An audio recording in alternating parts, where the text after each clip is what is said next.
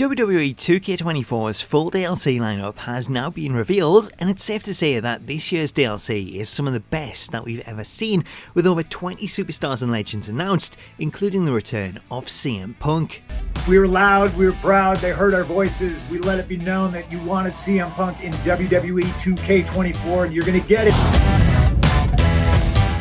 So let's take a look at the official DLC lineup for WWE 2K24, as it was announced during Raw that this year's lineup will feature over 20 superstars and legends spread across 5 DLC packs that will release between May and November. The first of the DLC packs is the ECW Punk Pack, which is set to release on May 15th, as we're getting a full pack themed around ECW, which includes former ECW stars CM Punk, Bubba Ray Dudley, Devon Dudley, the Sandman and Terry Funk, along with MyFACTION Content that sees an ECW manager card for Paul Heyman. So the biggest news here is the confirmation of CM Punk, who's set to appear for the first time since WWE 2K15, with Punk's inclusion in the first pack being a major surprise, as initially it was thought that Punk's return may have come too late to make the cutoff date, though given his popularity, 2K have rushed him in as part of the very first pack. Moving on to the second pack, this is the Post Malone and Friends pack, which is set to release on June 26th,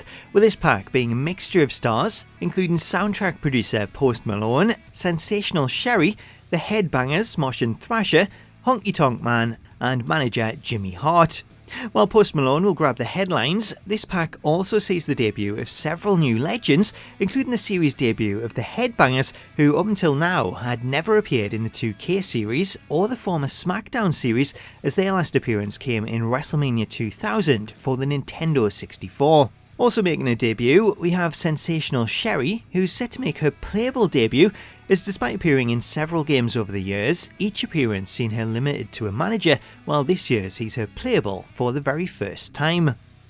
Taking a look at the third DLC pack, this is the Pat McAfee Pack, which is somewhat of a curveball, as unlike the other packs that include at least 5 superstars, this pack, which is headlined by Pat McAfee, is also said to contain Playable co-hosts. As for who they are, referring to the pack during Raw, McAfee confirmed that the pack will feature co-hosts from the Pat McAfee show, though he didn't give away the full lineup.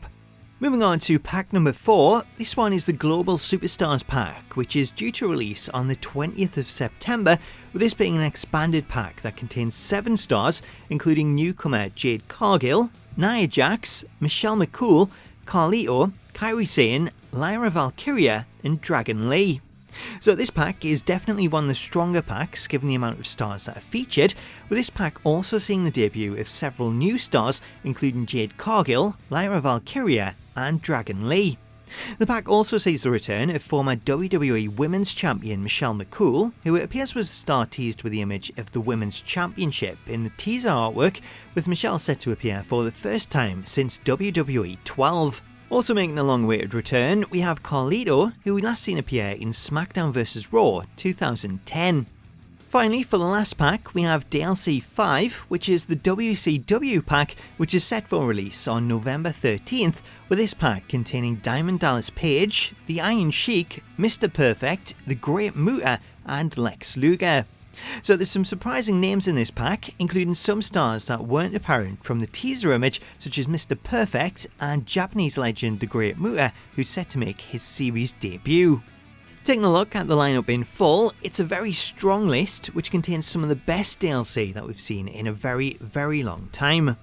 It's also interesting to see the dates on the packs, as rather than push out DLC at launch and then drop packs for the next 4 months, this year sees the packs spread out across 8 months, with the final pack dropping in November, which should help to expand the game's life cycle and keep players coming back to it, whereas usually, come November, most players have already stopped playing and are already looking ahead to the next one. Another positive change is that the packs themselves now have a proper theme, as we're getting full packs dedicated to the likes of ECW and WCW, which is something that we've not seen for a while, as recent years have seen packs intentionally feature a mixture of stars to try and drive sales, which is something that has always been met with criticism, so it's great to see a return to themed packs this year, where if you only want the ECW stars, you can just pick up the ECW pack rather than have to buy multiple packs or fork out for the season pass.